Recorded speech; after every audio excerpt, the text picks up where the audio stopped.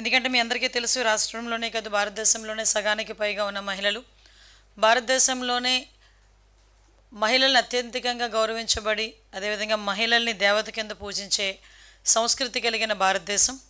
అటువంటి భారతదేశంలో మహిళలకు సముచితమైన స్థానం ఇవ్వాలి అని కోరుకున్న వాళ్ళు చాలామంది ఉన్నా కొన్ని కొన్ని అనివార్య కారణాల వల్ల కానివ్వండి, కొన్ని సిచ్యువేషన్స్ వల్ల కానివ్వండి, కొంతవరకు మాత్రమే మహిళలను తీసుకెళ్ళగలిగి కొంతమేరకు మహిళలను దగ్గర కూడా తీసుకురాలని పరిస్థితులు చాలా కూడా కనిపించినాయి. చాలా సందర్భాల్లో కూడా చూసుకుంటే మహిళలు అన్న వాళ్ళని చాలా అంటే ఒక వంటింటి కుందేళ్ళు అన్న రకాల మనుషులు కూడా ఉన్నారు.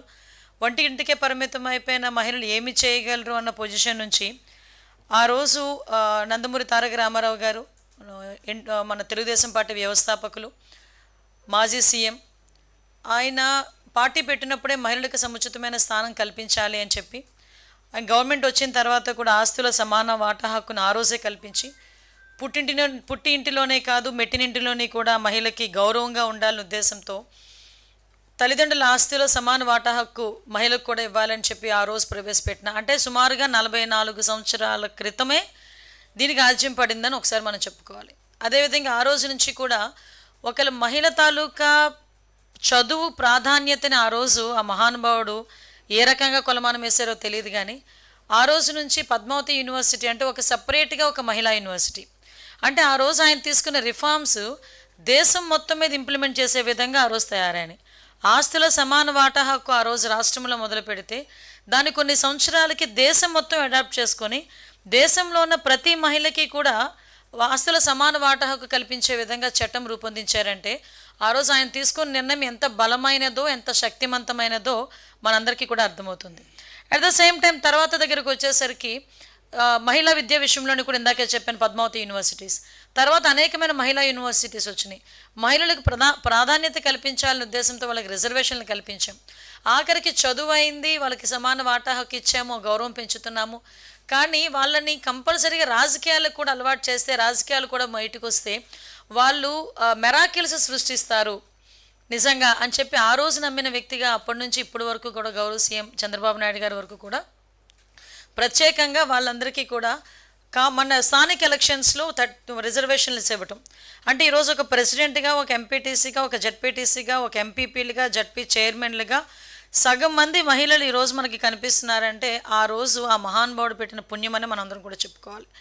అటువంటి పరిస్థితి నుంచి గౌరవ ముఖ్యమంత్రి గారు చంద్రబాబు నాయుడు గారు పార్టీని టేక్అవుట్ చేసుకుని తర్వాత ఆయన సీఎం అయిన తర్వాత మనం చూస్తే గౌరవ ఎన్టీ రామారావు గారి టైంలో మహిళల తాలూకా కాన్ఫిడెన్స్ పెరిగింది, మహిళలు చదువు పెంచారు, అంటే ఒక రకంగా చెప్పాలంటే ఆత్మగౌరవం పెరిగింది.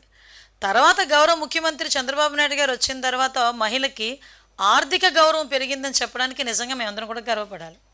ఎందుకు ఆర్థిక గౌరవం పెరిగిందని చెప్తున్నామంటే ఆ రోజు నుంచి కూడా డ్వాక్రాస్ని ఇంప్లిమెంట్ చేయటం, కానీ ఈ రోజుకి కూడా డ్వాక్రా సంఘాలు ఎలా ఉన్నాయంటే 1 కోటి మంది సభ్యులతో అంటే డ్వాక్రా సంఘాలు కనిపిస్తున్నాయంటే ఇది కదా అచీవ్మెంట్. అంటే ఎందుకు నేను ఈ మాట చెప్తున్నానంటే ఈ డ్వాక్రా సంఘాలు అన్నవి ఒకటి ఎంత బలంగా ఆ రోజు నాటామంటే ఎవరు వచ్చినా, ఏ గవర్నమెంట్ వచ్చినా ఏదైనా అన్నా క్యాంటీన్ లాంటివన్నీ పీకేసే ప్రయత్నాలు చేశారు, ప్రజావేదిక లాంటివి కూల్చేసే ప్రయత్నాలు చేశారు, కానీ డ్వాక్రా సంఘాలను టచ్ చేసే ప్రయత్నం కూడా చేయలేదు ఏ రాజకీయ పార్టీలు కూడా. అంటే అంత స్ట్రాంగ్గా డ్వాక్రా గ్రూప్స్ ఉన్నాయి ఈరోజు, సెల్ఫ్ హెల్ప్ గ్రూప్స్ అనేవి ఉన్నాయి. అంటే వాళ్ళకి వాళ్ళ కాళ్ళ మీద వాళ్ళు నిలబడాలి. ఇంతకుముందు రోడ్డు మీదకి వచ్చి బ్యాంకులోకి వెళ్ళి బ్యాంకులో డబ్బులు ఎలా అయ్యాలో తీయాలో కూడా తెలియని మహిళ బ్యాంకుకి నువ్వెందుకులే అని చెప్పే మనిషి ఇంట్లోని భర్త ఈరోజు నువ్వు బ్యాంకుకి వెళ్ళి డ్వాక్రా రుణం ఇస్తున్నారంట, డ్వాక్రా రుణం కట్టాలంట, వెళ్ళి రా అని చెప్పుకునే పొజిషన్. అంటే ఈరోజు ఎంత ట్రాన్స్ఫర్మేషన్ ఒకసారి చూడాలి. ఇటువంటి నేపథ్యంలో మనం కొంచెం బాధపడాల్సింది, కొంచెం ఇబ్బంది పడాల్సింది ఏంటంటే ఈ మహిళలకి సంబంధించి ఒక మహిళా రిజర్వేషన్ బిల్లు చట్టసభల్లో మహిళలకి 33% రిజర్వేషన్ ఇవ్వాలి అనుకున్న బిల్లు 30 సంవత్సరాలుగా కూడా అంటే వస్తుంది వెళ్తుంది ఏదో దోబూచులాట్లాగా ఆడి ఆఖరికి మొన్న ఇంప్లిమెంట్ అవుతుంది అని దేశంలో ఉన్న ప్రతి మహిళ కూడా ఎదురు చూసిన క్షణాన్ని కూడా ఒక్కసారిగా నీరుగార్చిన పరిస్థితి. అయితే దాన్ని ఈరోజు మహానాడు వేదికగా గౌరవ ముఖ్యమంత్రి గారు, అదేవిధంగా ముఖ్యంగా మా working president, central working president మంత్రి గారు, మన నారా లోకేష్ గారు ప్రత్యేకంగా దీని మీద నేను మహానాడు కార్యక్రమం కూడా ప్రత్యేకంగా మహిళలకు అంకితం చేస్తున్నామని చెప్పి ఆ మహిళలకి సంబంధించి మహిళా రిజర్వేషన్ బిల్లు వచ్చినా రాకపోయినా మా పార్టీ ఒక సిద్ధాంతం తీసుకుంటుంది. దాంట్లో మేము చట్టసభల్లో మేము ఎవరికైతే సీట్లు కేటాయిస్తామో ఆ సీట్లలో 33% రిజర్వేషన్ మేము మహిళలకు ఇస్తామని చెప్పి ధైర్యంగా అనౌన్స్ చేసిన ఏకైక పార్టీ తెలుగుదేశం పార్టీ. సో దీనికి నిజంగా చాలామంది అంటే లోపల ఎలా ఉన్నా బయట మాత్రం కొన్ని పరిస్థితుల్లో వాళ్ళు మాట్లాడాల్సి వస్తుంది. కానీ నేను చెప్తున్నా, ఈరోజు ఎవరైనా ఏ పార్టీ వాళ్ళు అవనేయండి, మనం అబ్జర్వ్ చేసుకుంటే రాజకీయంగా ఫస్ట్ ఎన్నికల ప్రచారానికి వెళ్తున్నాం అనుకోండి, అక్కడ మహిళల గ్రూపు ఇక్కడ పురుషుల గ్రూపు ఉందనుకోండి, అభ్యర్థి డైరెక్ట్గా వెళ్ళి మహిళ దగ్గరికి వెళ్తాడు, అమ్మ నాకు ఓటే అంటాడు, తర్వాత అయ్యా నాకు ఓటే అంటాడు. అంటే రాజకీయంగా మహిళ ఎంత వాళ్ళకి ఒక సెంటిమెంట్ క్రియేట్ అవుతుంది మహిళ దగ్గరికి వెళ్ళేసరికి. అందులో ఒక మహిళకి చెప్తే 10 మంది మగాళ్ళతో సమానం అన్న ధ్యాస కూడా ఒక పొలిటికల్ లీడర్కి ఉంటుంది. అంటే మేము మహిళా ఓట్లతో గెలుస్తున్నామంటారు. మహిళలకు సంబంధించి అంటే మేనిఫెస్టో, ఏ పార్టీ మేనిఫెస్టో అయినా మహిళలకు సంబంధించిన మేనిఫెస్టో లేకుండా ఏ మేనిఫెస్టో కూడా ఉండదు. అంత మహిళలకి ప్రాధాన్యం ఇస్తున్నామని చెప్పుకునే పార్టీలు ఈరోజు ఒక స్టెప్ ఫార్వర్డ్ వేసి అందరూ కూడా ఇదే లైన్లోకి వెళ్తే ఆటోమేటిక్గా మహిళా రిజర్వేషన్ బిల్ వస్తుందేమో, ఆటోమేటిక్గా వస్తుందేమో. దానికి ఈరోజు తొలి అడుగు వేసింది తెలుగుదేశం పార్టీ. ఆ తెలుగుదేశం పార్టీలో ఒక కార్యకర్తగా తెలుగుదేశం పార్టీలో ఇంతకుముందు మహిళా అధ్యక్షురాలుగా చేసిన నేపథ్యము, అదేవిధంగా ఇప్పుడు హోంమంత్రిగా అయిన నేపథ్యం, ఇదంతా కూడా మేము కూడా ఒక గర్వపడే పరిస్థితి. అంటే చాలా సందర్భాల్లో మహిళల్ని రాజకీయంగా వాడుకున్నారు, ఓటు బ్యాంక్ కింద వాడుకున్నారు. ఈరోజు మహిళలు ఓట్లు వేయటానికే కాదు, ఓటు వేయించుకునే సత్తా కలిగి ఉన్న వాళ్ళు కాబట్టి ఓటు వేయించుకునే కెపాసిటీ కూడా ఇవ్వాలి అని కోరుకుంటున్నాం. కాబట్టి ఈరోజు నేను మహిళా రిజర్వేషన్ బిల్లు మేము ఇస్తామని చెప్పి మహానాడులో అనౌన్స్మెంట్ చేసిన తర్వాత నిజంగా చాలామంది హ్యాపీ ఫీల్ అయ్యారు. అట్ ద సేమ్ టైం అందరూ కూడా ముందుకు వచ్చారు. మీరు అబ్జర్వ్ చేశారో లేదో, మేము అనుకున్న మహిళలు ఒక్కలే లేచి నుంచుంటారేమో చప్పట్లు కొడతా అనుకుంటే మా శ్రేణులందరూ కూడా సుమారుగా ఆన్లైన్లో వీక్షించిన దగ్గర 15 లక్షల మంది కూడా నేను దీనికి ఏకగ్రీవంగా ఆమోదం తెలిపినందుకు నిజంగా వాళ్ళందరికీ కూడా నేను పేరు పేరున నేను ధన్యవాదాలు, నమస్కారాలు తెలియజేయాలి. ఎందుకంటే ఆ రోజు నుంచేనండి మీరు అబ్జర్వ్ చేసుకుంటే గౌరవ ముఖ్యమంత్రి గారు నారా చంద్రబాబు నాయుడు గారు at the same time Telugu Desam party ఇప్పుడు ఎన్డీఏ కూటమి మహిళా పక్షపాతి. ఇందాక ఒక పెద్ద మనిషి నాతో అన్నారు, ఎక్కడైనా మీరు అబ్జర్వ్ చేయండి మేడం, అంటే ఇది నా అనాలిసిస్ కాదు, general intellectual analysis. Chandrababu Naidu గారు ముఖ్యమంత్రిగా ఉంటే ఎంతో కొంత మహిళ సేఫ్గా ఫీల్ అవుతుంది. ఎందుకంటే ఇంప్లిమెంటేషన్స్ వస్తాయి అన్నది ఒకటి, వాడి బిడ్డలకు ఉద్యోగాలు వస్తాయి అనేది ఒక భరోసా. అంటే చంద్రబాబు నాయుడు గారు వస్తే పెట్టుబడులు వస్తాయి, చంద్రబాబు నాయుడు గారు వస్తే పరిశ్రమలు వస్తాయి, చంద్రబాబు నాయుడు గారు ఉంటే ఉద్యోగాలు వస్తాయి, నా బిడ్డ చదువుకుని ఇంట్లో కూర్చోవాల్సిన అవసరం లేదు, నా బిడ్డకు ఉద్యోగాలు వస్తాయి అన్న భరోసా.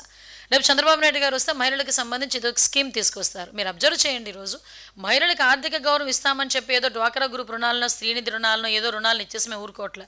ఇంటికి ఒక ఎంటర్ప్రీనర్ తయారు చేయాలని చెప్పి 1 lakh ఎంటర్ప్రీనర్స్ని ఫస్ట్ బేస్ మీద తీసుకున్నాం. మీరు అబ్జర్వ్ చేస్తే లాస్ట్ ఉమెన్స్ డేకి గౌరవ ముఖ్యమంత్రి గారు గుంటూరులో ఉమెన్స్ డే సెలబ్రేషన్స్ జరిగితే మార్నింగ్ 10 o'clock నుంచి ఈవినింగ్ 6 o'clock వరకు ఉన్నారు. ఆ రోజు మీరందరూ కూడా అక్కడే ఉండుంటారు. ఏ ముఖ్యమంత్రి అండి ఒక ఉమెన్స్ డేలో వచ్చామా, ఉమెన్స్కి పొగిడేమా, 4-5 పథకాలు ప్రవేశపెట్టేసామా, మధ్యాహ్నానికి వెళ్ళిపోయామా అనుకుంటారు. కానీ ఆ రోజు ఉమెన్ ఎంటర్ప్రీనర్స్ ఎవరెవరైతే ఉన్నారో వాళ్ళందరినీ పిలిపించుకొని వాళ్ళతో మాట్లాడి వాళ్ళ కష్టసుఖాలు తెలుసుకొని వాళ్ళకి ఇంకా ఎలాంటి ఇంటెన్సివ్స్ ఇవ్వాలని చెప్పి ఆలోచించుకొని బయటకు వచ్చిన వ్యక్తి. అదే ముఖ్యమంత్రి ఈరోజు ఒక ఎంఎస్ఎంఈ పార్క్స్ని కూడా ప్రత్యేకంగా ఒక ఇండస్ట్రియల్ పార్క్ని మహిళలకు అప్పచెప్పారంటే ఈరోజు మహిళల మీద మాకున్న చిత్తశుద్ధి ఏంటో మీకు అర్థమవుతుంది.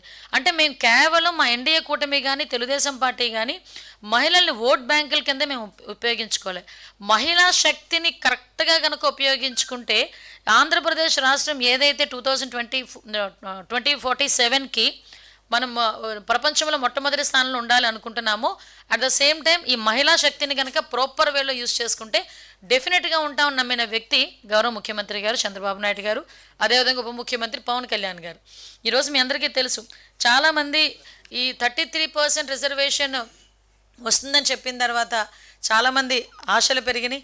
ఎందుకంటే చాలామంది టీవీలో కూర్చొని అనుకుంటారు మేము ఆల్రెడీ చట్టసభల్లో ఉన్నాం, మాకులా చూసి మాకులా వాళ్ళు కూడా రావాలని కోరుకునే చాలామంది ఆడబిడ్డలు ఉన్నారు.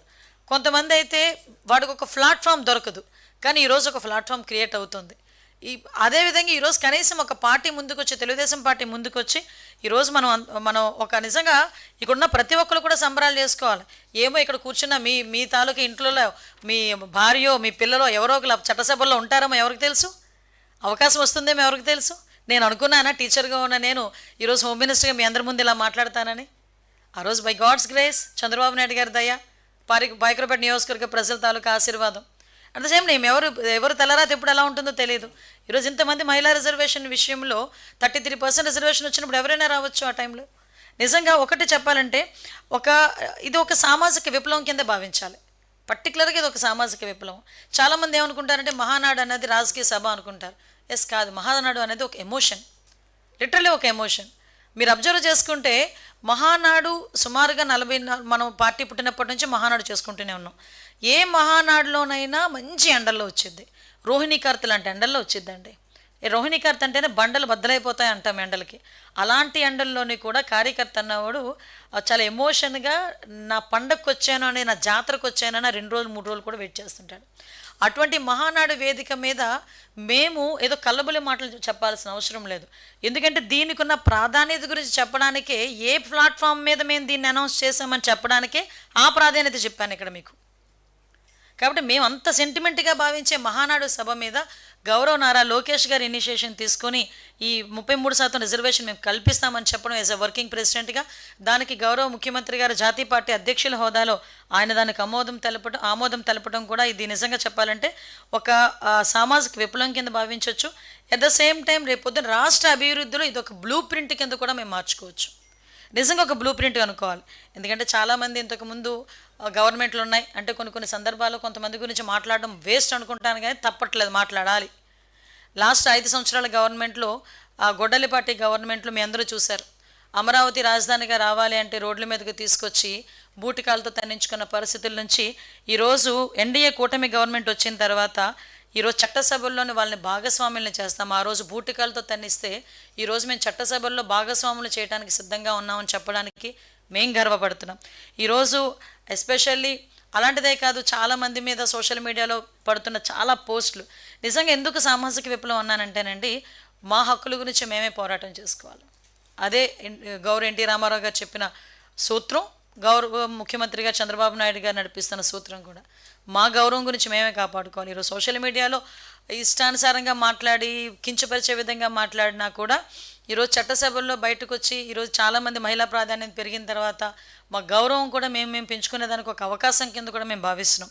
ముఖ్యంగా ఎస్పెషల్లీ నారా లోకేష్ గారికి, గౌరవ మంత్రివర్యులు నా సోదరులు నారా లోకేష్ గారికి నేను ప్రత్యేకంగా ధన్యవాదాలు తెలియజేసుకుంటున్నా.